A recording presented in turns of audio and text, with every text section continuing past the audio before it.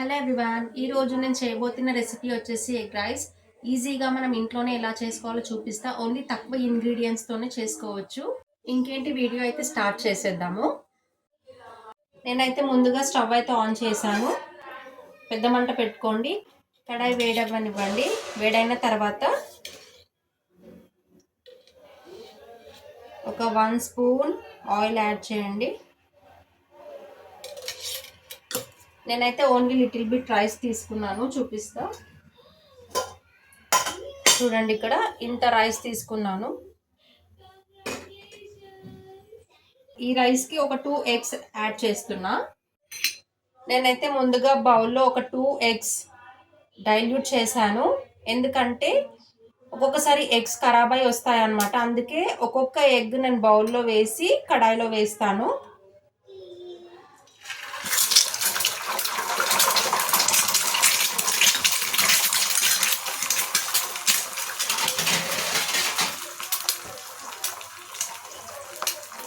మనము ఎక్కువ మటుకి ఎగ్ రైస్ ఎలా చేయాలంటే, రైస్ చల్లగా అయిపోయి ఉంటుంది కదా, ఆ రైస్తో చేస్తే మనకి పొడి పొడిగా వస్తుంది.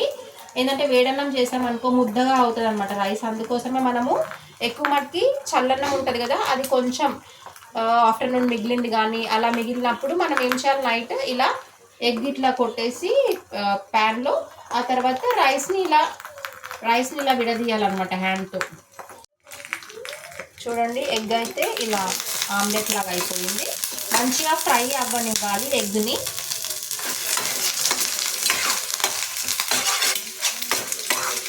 ఇలా ఫ్రై అవుతూ ఉంటే మనం ఇలా పీసెస్ చేసుకోవచ్చు.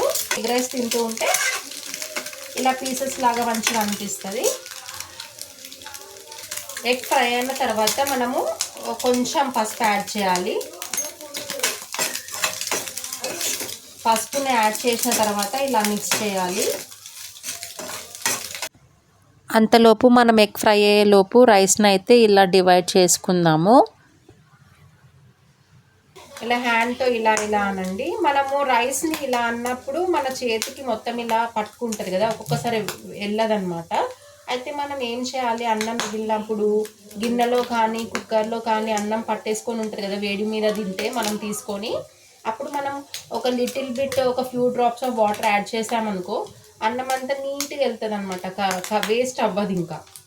అందుకోసం మనం ఏం చేయాలి, అన్నం ఇలా అన్నాక చేతులకి ఇలా పట్టుకొని ఉంటే మనం లిటిల్ బిట్ వాటర్ యాడ్ చేసామనుకో హ్యాండ్స్కి కంప్లీట్గా వెళ్తుంది అనమాట రైస్.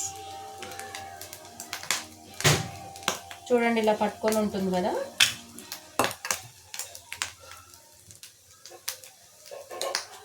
ఇప్పుడు నేను కొంచెం వాటర్ యాడ్ చేసాను, చూడండి కంప్లీట్గా వెళ్ళిపోతుంది. అసలు మన హ్యాండ్కి ఏం పట్టుకోదు. ఈ ట్రిక్ అందరికీ తెలియదు, తెలియని వాళ్ళ కోసం చెప్తున్నాను నేను. ఎగ్ అయితే ఫ్రై అయిపోయింది. ఇప్పుడు రైస్ యాడ్ చేస్తున్నాను, చూడండి.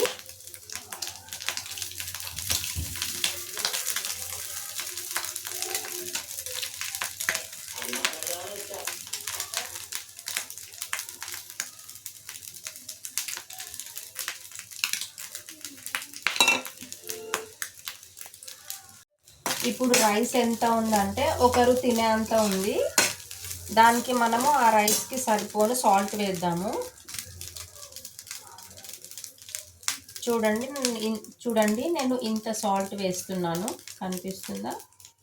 ఇట్లా హాఫ్ స్పూన్ తీసుకోండి. టీ స్పూన్తో హాఫ్ స్పూన్ తీసుకొని వేయండి. ఒక పర్సన్ తినేంత ఉంది రైస్. ఆ తర్వాత మంచిగా మిక్స్ చేయండి. దాంతో కూడా వేగినాక ఏం చేయాలంటే కారం యాడ్ చేద్దాం.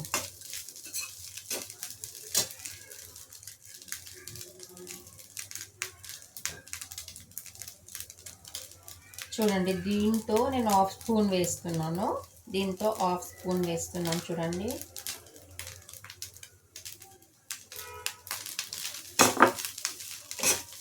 మంచిగా మిక్స్ చేయండి. నేను ఓన్లీ సాల్ట్, కారము ఇంకా ధనియా పౌడర్ యాడ్ చేస్తున్నా, ఇంకా ఏం లేదు.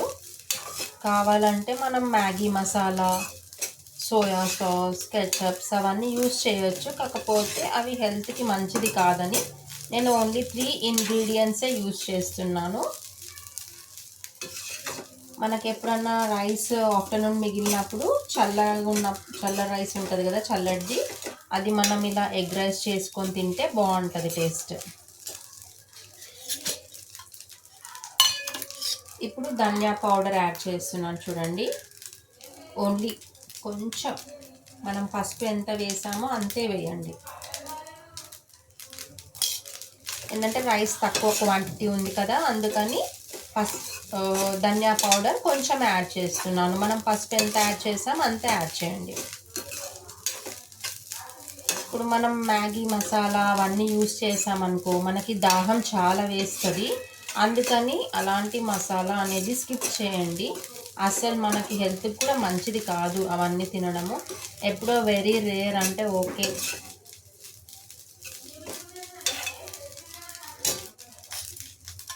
ఇలాంటి ఫుడ్ ఐటమ్స్ స్కూల్కి పెట్టొద్దు. స్కూల్కి పెడితే ఏంటంటే చల్లగా అవుతే అస్సలు బాగుండదు అనమాట.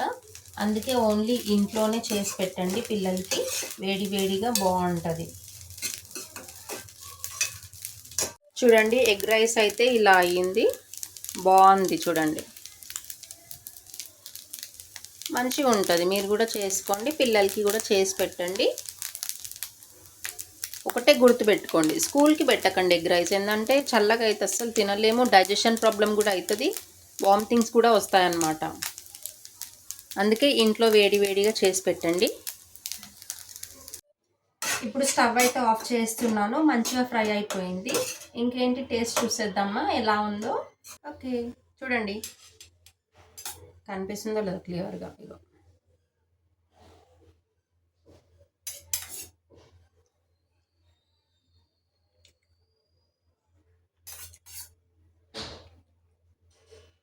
బాగానే ఉంది, నాట్ బ్యాడ్, మంచిగా ఉంది.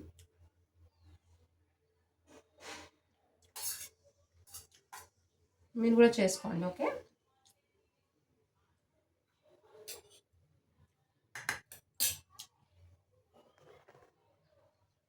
if you like my video, please like, share and subscribe. Thank you. Bye bye.